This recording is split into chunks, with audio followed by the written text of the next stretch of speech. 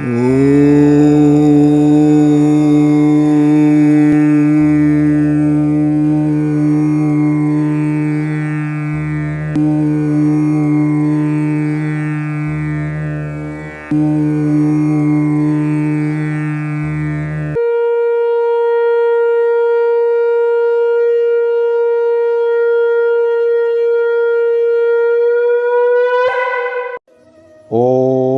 श्री गणेशाय नमः। ओम नमो भगवते वासुदेवाय। श्रीमद्भागवत महात्म्यम। कृष्णं नारायणं वन्दे कृष्णं वन्दे भजप्रियं। कृष्णद्वैपायनं वन्दे कृष्णं वन्दे पृथासुतम्। अथ पंचमोऽध्यायः। धुंधकारी को प्रेत योनि की प्राप्ति और उससे उद्धार। सूत जी कहते हैं, सोनक जी, पिता के वन चले जाने पर एक दिन धुंधकारी ने अपनी माता को बहुत पीटा और कहा, बता धन कहाँ रखा है, नहीं तो अभी तेरी लुआठी से खबर लूँगा। उसकी इस धमकी से डरकर और पुत्र के उपद्रवों से दुखी होकर वह रात्रि के समय कुएं में जा गिरी और इसी से उसकी मृत्यु हो गई। योगनिष्ठ गोकर्ण जी तीर्थ यात्रा के लिए निकल गए। उन्हें इन घटनाओं से कोई सुख या दुख नहीं होता था, क्योंकि उनका ना कोई मित्र था ना शत्रु। धुंधकारी 5 वेश्याओं के साथ घर में रहने लगा। उनके लिए भोग सामग्री जुटाने की चिंता ने उसकी बुद्धि नष्ट कर दी और वह नाना प्रकार के अत्यंत क्रूर कर्म करने लगा। एक दिन उन कुलटाओं ने उससे बहुत से गहने मांगे। वह तो काम से अंधा हो रहा था। मौत की उसे कभी याद नहीं आती थी। बस उन्हें जुटाने के लिए वह घर से निकल पड़ा। वह जहाँ तहाँ से बहुत सा धन चुराकर घर लौट आया तथा उन्हें कुछ सुंदर वस्त्र और आभूषण लाकर दिए। चोरी का बहुत माल देखकर रात्रि के समय स्त्रियों ने विचार किया कि यह नित्य ही चोरी करता है, इसलिए इसे किसी दिन अवश्य राजा पकड़ लेगा। राजा यह सारा धन छीन कर उसे निश्चय ही प्राणदंड देगा।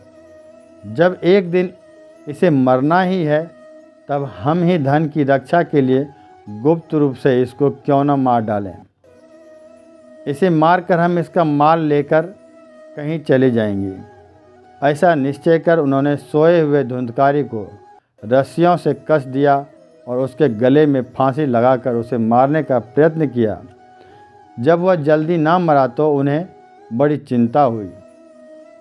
तब उन्होंने उसके मुख पर बहुत से दहकते अंगारे डाले।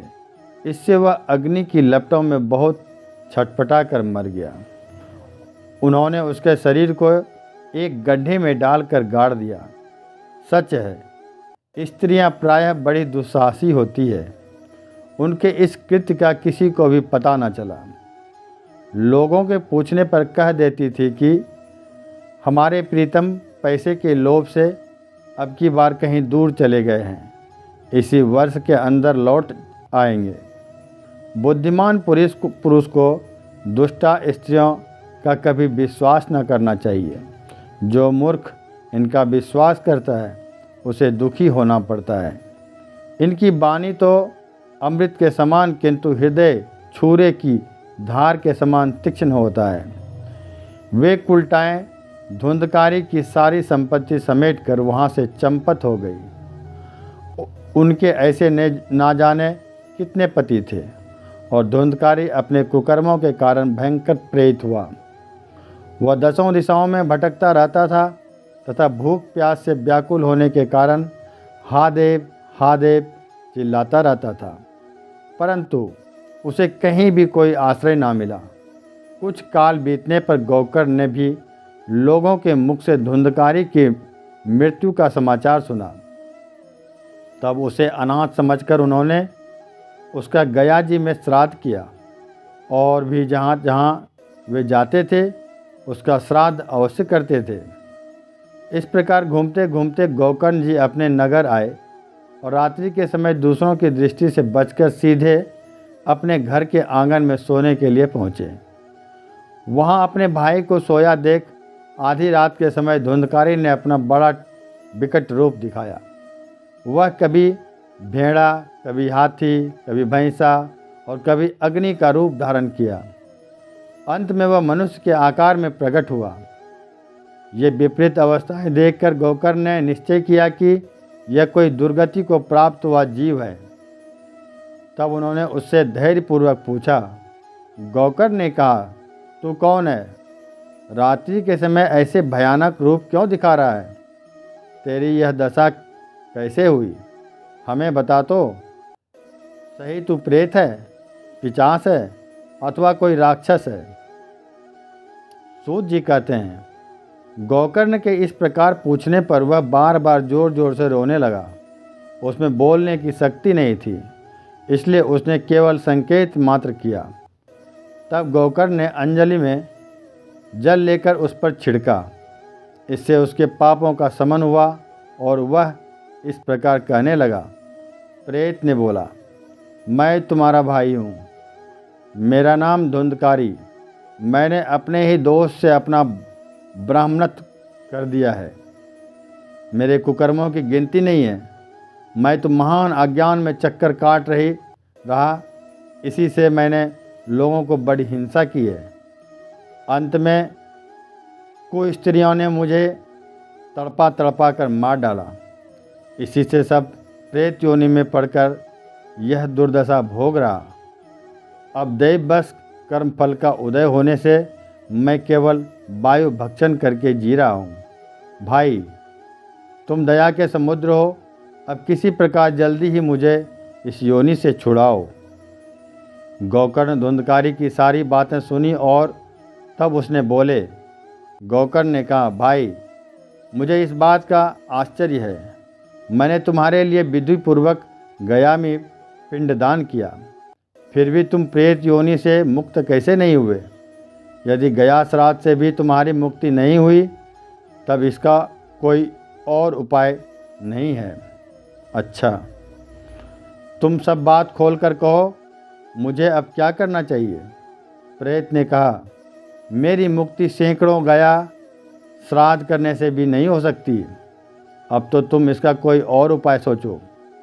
प्रेत की यह बात सुनकर गोकर्ण को बड़ा आश्चर्य हुआ। वे कहने लगे, यदि सैकड़ों गया श्राद्धों से भी तुम्हारी मुक्ति नहीं हो सकती, तब तो तुम्हारी मुक्ति असंभव ही है। अच्छा, अभी तुम निर्भय होकर अपने ध्यान पर रहो।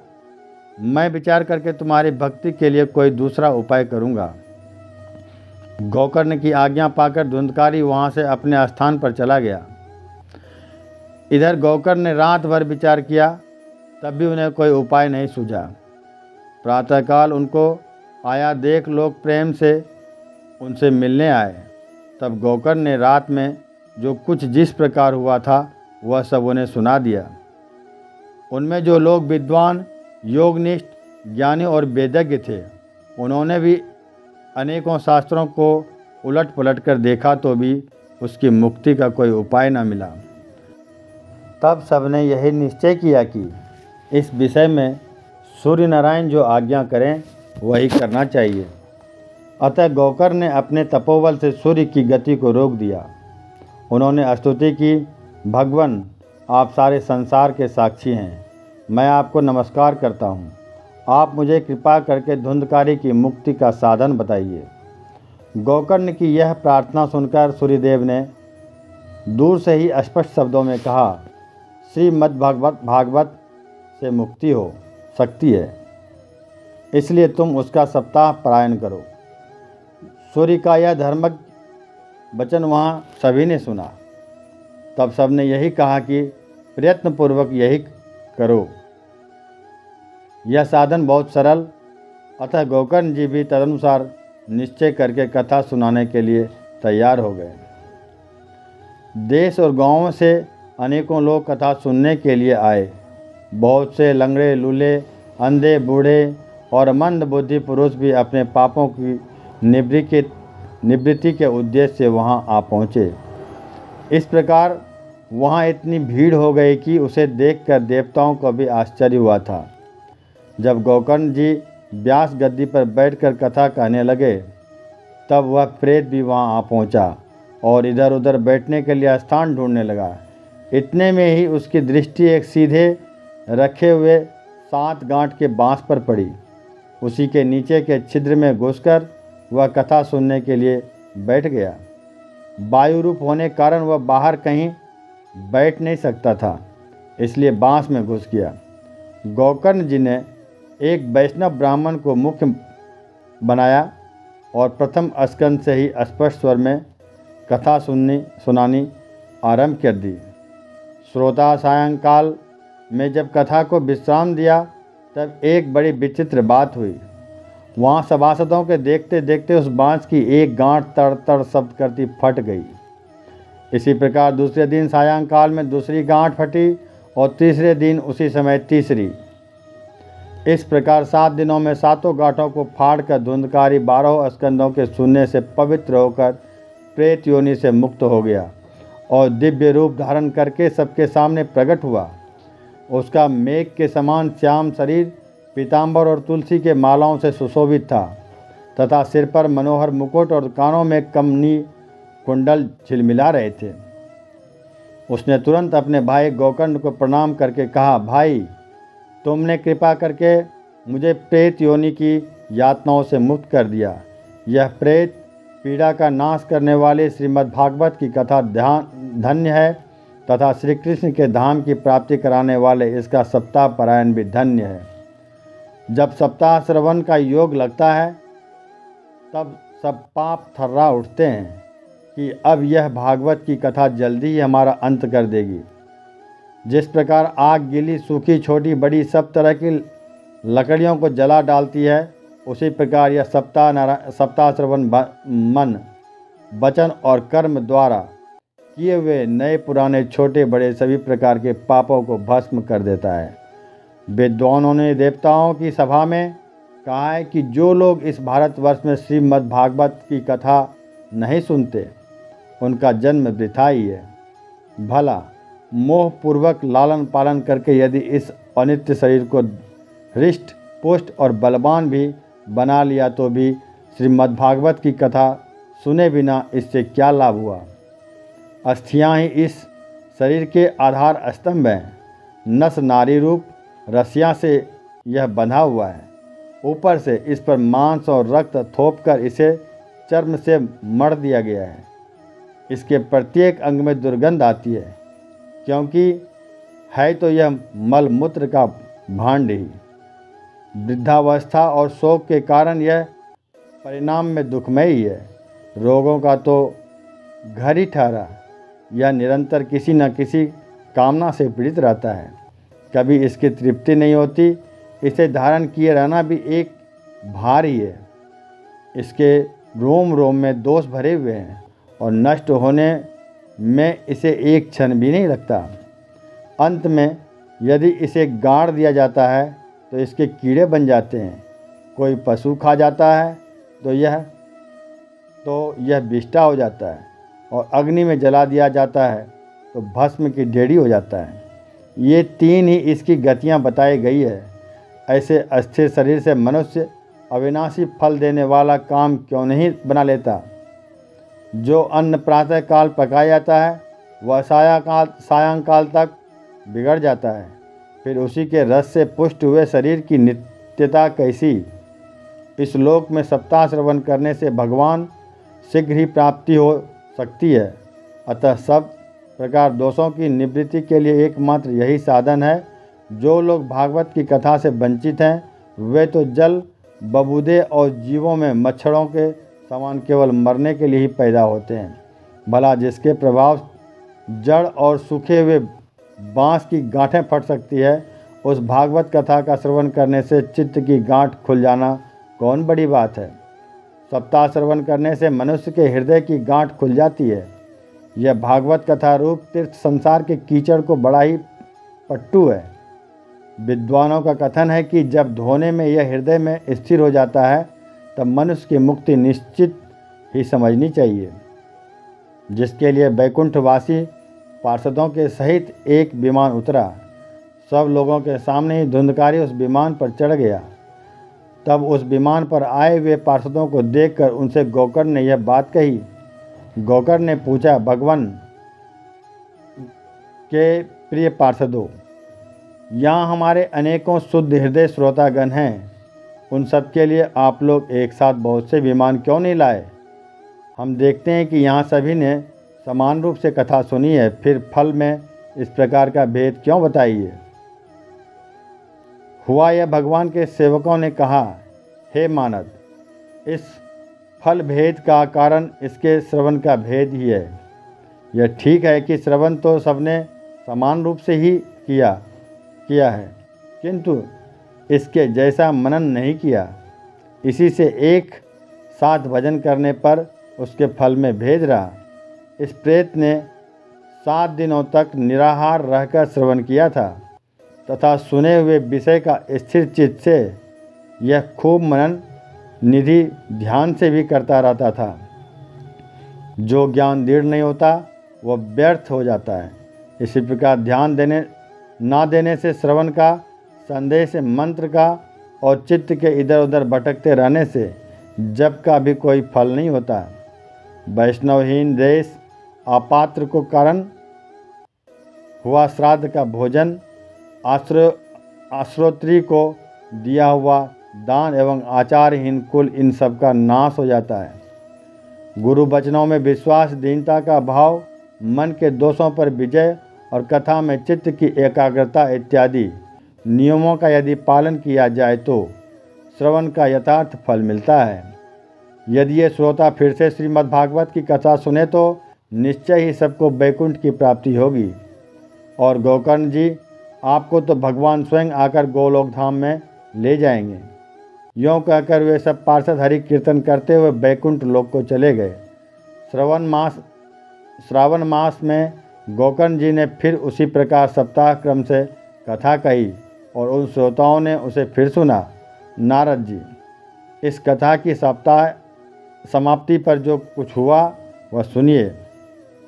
वहाँ भक्तों से भरे हुए विमानों के साथ भगवान प्रकट हुए। सब ओर से खूब जय जयकार और नमस्कार की ध्वनियाँ होने लगी। भगवान स्वयं हर्षित होकर अपने पंचजन्य शंख की ध्वनि करने लगे और उन्होंने गोकर्ण को हृदय से लगाकर अपने ही समान बना लिया। उन्होंने क्षण भर में ही अन्य सब श्रोताओं को भी मेघ के समान श्यामवर्ण, रेशमी पीताम्बरधारी तथा करीट और कुंडलादि से विभूषित कर दिया। उस गांव में कुत्ते और चांडाल पर्यंत जितने भी जीव थे वे सभी गोकर्ण जी की कृपा से विमानों पर चढ़ा लिए गए तथा जहाँ योगी जन आते हैं वह भागवत धाम में वे भेज दिए गए। इस प्रकार भक्तवत्सल भगवान श्री कृष्ण कथा श्रवण से प्रसन्न होकर गोकर्ण जी को साथ ले अपने ग्वाल बालों के प्रिय गोलोक धाम में चले गए। पूर्व काल में जैसे अयोध्यावासी भगवान श्री राम के साथ साकेत धाम सिधारे थे, उसी प्रकार भगवान श्री कृष्ण इन सबको योगी दुर्लभ गोलोक धाम को ले गए, जिस लोक में सूर्य, चंद्रमा और सिद्धों की भी कभी गति नहीं हो सकती। उसमें वे श्रीमद् भागवत श्रवण करने से चले गए। नारद जी, सप्ताह यज्ञ के द्वारा कथा श्रवण करने से जैसा उज्ज्वल फल संचित होता है उसके विषय में हम आपसे क्या कहें। जिन्होंने अपने कर्णफूट से कर गोकर्ण जी की कथा के एक अक्षर का भी पान किया था वे फिर माता के गर्भ में नहीं आए। जिस गति को लोक, वायु, जल या पत्ते खाकर शरीर सूखने से बहुत काल तक घोर तपस्या करने से और योगाभ्यास से भी नहीं पा सकते, उसे वे सप्ताह श्रवण से सहज में ही प्राप्त कर लेते हैं। इस परम पवित्र इतिहास का पाठ चित्रकूट पर विराजमान मुनीश्वर सांडिल्य भी ब्रह्मानंद में मग्न होकर करते रहते हैं। यह कथा बड़ी ही पवित्र है। एक बार के श्रवण से ही समस्त पाप राशि को भस्म कर देती है। यदि इसका श्राद्ध के समय पाठ किया जाए तो इससे पितृगण को बड़ी तृप्ति होती है और नित्य पाठ करने से मोक्ष की प्राप्ति होती है। दोस्तों, हम आत्माओं को भगवान ने भेजा है इस जग में हरि का गुणगान करने के लिए, तो थोड़ा वक्त हरि नाम से जोड़ें। भागवत पुराण की कथा आपको अच्छी लगी हो तो चैनल को सब्सक्राइब करें, लाइक करें जो निःशुल्क है, और अगली अध्याय को सुनने के लिए बेल आइकन ऑल पर प्रेस करें। कथा आप स्क्रीन पर पढ़ और सुन सकते हैं।